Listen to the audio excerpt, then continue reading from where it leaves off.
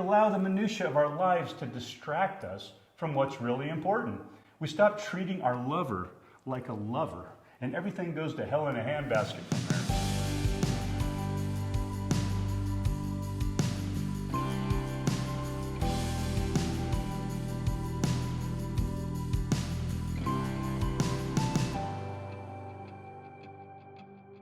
Hello everybody, I'm Tad Horning. And I'm Kimberly Horning.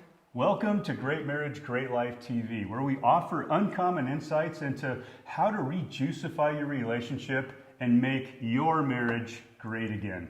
This is the first video in a three-part series where we're going to be talking about sex and why you need to be having lots of it. Yeah, baby. I need to qualify this by saying that we are talking to committed married couples here. That's right. So don't construe this to be some rationalization or license to go gallivanting around sharing your bodily fluids with multiple sex partners. No, we're talking about how important the role is that sex plays in maintaining, nurturing, and cultivating the connection and the intimacy and the vitality of your marriage. Not only that, but sex is the thing that truly sets your marriage apart from every other relationship you have. You can experience deep connection with a friend, right? You can get emotional support from friends and family, true? But you can't, or at least traditionally, be enjoying sex with anyone but your lifelong partner that you're committed to. Now, I know that that's an easily debatable subject in this day and age, but don't get hung up on that, and please don't miss the point of the video. And that is that sex is an integral part of marriage, and if you're not enjoying it, or you're not enjoying it frequently enough, or you're not doing it for the right reasons, or maybe you don't understand the grand design behind it, then you're missing out. You're missing out on one of the most extraordinary resources that you have to keep your marriage juicy, alive, and thriving. In this video, we want to dispel 9 commonly held myths about sex that hold a lot of people back. And by myth, we mean commonly held, untrue, and even destructive beliefs that keep people from experiencing one of the gifts that makes marriage so special. Okay, myth number 1 is that a great relationship has nothing to do with sex. It doesn't? It's so true. If you're not married, that is. Now, a primary difference between a good friendship and a good marriage is sex. Now, you don't need sex to be great friends. However, you must have sex, if not great sex, to have a great marriage. In fact, it's often said in our field that the quality of your sex life is a window into the quality of your marriage. We know this to be true in our own marriage. Time and time again, when our sex life was taking a back seat in our relationship, our marriage ultimately suffered. It's kind of like not watering your garden and wondering why your plants aren't growing. But we'll talk more about that in the next video. But let me just say this. There are those who suggest that marriage isn't so much about sex as it is about love. So I just have to say that anyone who says what Kimberly just said, I mean, they either have a negative association to sex for reasons that we'll talk about later, or they're committed to the relationship, but the fizzle's gone and they're just rationalizing the fact that it isn't part of the picture anymore. I just want to address this idea that marriage is about love, not sex. The answer is that it's actually about both. The relationship between love and sex is an endless feedback loop where each supports and nurtures the other.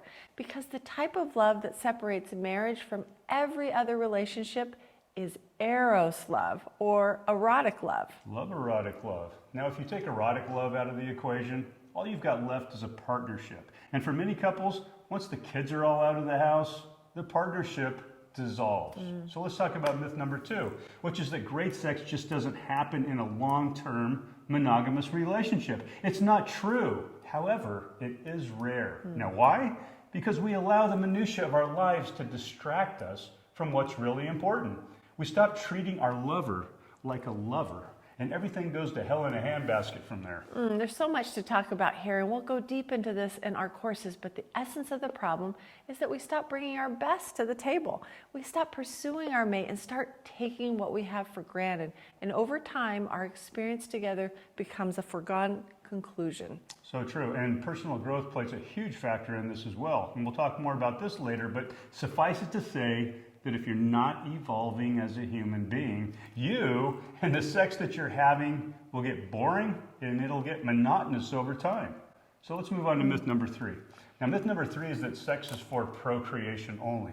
Now, this is for the rare Puritan that's listening who wants to experience sex vicariously by listening to someone else talk about it. Well, here's the deal. Sex is a gift given us by God. Sex, along with the power of choice and the ability to bring meaning to our lives. It's what separates us from the animal kingdom.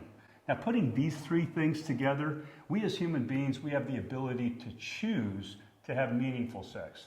And if it were for procreation only, God would not have given us the desire, nor would she have made it so pleasurable. And also, I might add, women would be only able to experience arousal seasonally like an animal. Enough said.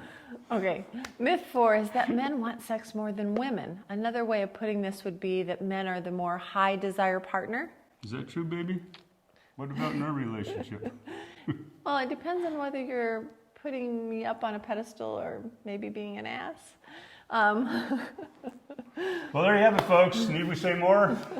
Anyway, the fact of the matter is that every relationship has a high desire and a low desire partner, and it's not gender determined. It's determined by a variety of factors that are constantly in flux, including emotional connection and stress levels, energy levels, and actually many other things.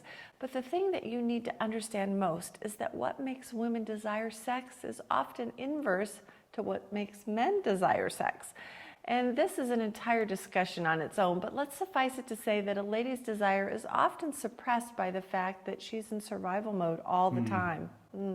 Men, when you can provide a physically and emotionally safe environment for her to live in, free from stress and uncertainty, well, you'll discover in your lady a desire that you didn't actually know she had. Maybe she didn't know she had. Whole new gear. Okay, let's talk about myth number 5, which is that sex is dirty or immoral. You're darn right it's dirty. If it's done right, that is. You know, the old actor Woody Allen said, sex is dirty. That's why you should save it for someone that you love. Well, in the context of swapping bodily fluids, I think he's right. The belief that sex is dirty, it comes from a philosophical standpoint. That's an indoctrination that's instilled and perpetuated by old religions, by sometimes our parents, our school system, and social influences. Well, folks, the belief that sex is dirty, it has been perpetuated by fear rather than love. A parent's fear of a daughter getting pregnant, a husband's fear of a woman's high sexual energy, a church's fear of losing control over its members. Now, associating sex with sin and sin with guilt, it has made sex a dirty word. Now, certainly there is dirty sex in the sinful sense of it, such as sex performed for money or sex that degrades human beings, or sex that is used to control another. But whether it's dirty or not, I think is the mutual intention of the 2 committed, consenting adults doing it. Well, that makes sense to me. Okay, myth number 6 is that all men ever want is sex. It's the only thing on their minds. Only when we're not getting it. This statement is false when men are in a mutually loving and engaging relationship. However, it is often sometimes very true when a marriage is cold, stale, and dispassionate, and they're not getting any. In other words, guys only obsess about sex when they aren't having enough of it. Does that make sense? It sure does to me. Otherwise, we're thinking about work, fishing, mowing the lawn, and oh yeah, baby, how blessed we are to have you in our lives. Okay, myth number 7 is that emotional intimacy increases sexual desire. Well, sometimes that's true. In other words, the more emotionally vulnerable and connected and open that you are to someone, the more sexually attracted you will be to that person. Well, sometimes you are, but not necessarily. Now, this is because intimacy and passion are 2 different things. Intimacy and sensuality are 2 different things. And intimacy and sex are 2 different things. That's right. Love makes a marriage work, but passion and desire is what makes a marriage juicy. And passion and desire don't come from intimacy. Familiarity comes from intimacy. And familiarity, believe it or not, kills passion and desire. You know the kind of desire where you both start tearing your clothes off the second you see each other? Yeah, I know that kind. Sensual desire, folks, it comes from liking what you see, being intrigued by what you see, and curious about what you don't see, and wanting a peek behind the curtain. It comes from getting a couple of licks of chocolate ice cream and wanting more. That's right. Desire, it forms in the space, in the gap between what you take for granted and what is intangible. In other words, desire is the emotion that you experience when you long for what you don't have, whereas intimacy comes from being secure in what you do have. Do you see the difference? The secret to desire is not intimacy, but rather maintaining mystery, your intrigue, and never becoming a foregone conclusion by engaging in consistent personal development. Okay, let's talk about myth number 8, which is thinking that both of you need to be in the mood to have sex. Now, another way of putting this is that all the planets need to be in alignment before sex can or should happen. Now, this is one of the most destructive and sabotaging beliefs that you can have. And we're going to talk more about this when we talk about all the reasons that you need to be having sex in the next video. So true. We're so distracted these days by everything that we allow into our life that we forget to put energy and intention into what's most important. So please tune into the next video where we're going to share 15 reasons why your marriage depends on sex. Okay, the final myth that we have for you today is the myth that it's the belief that our sexual prime is in our 20s and 30s. Now, this is biologically true, but it's not experientially true. Now, the reason for this is that there is a direct correlation between one's ability to have passionate sex and their level of personal actualization. This is why most people don't have golden sex until their golden years. Do I have your attention now? You know, it often takes decades of personal growth to get into the place where one has the maturity and authenticity to have truly intimate sex. Seriously, folks, it just doesn't get better than when you have two grown-ups letting go with no hang-ups, pretenses, or self-consciousness, right? Well, there you have it.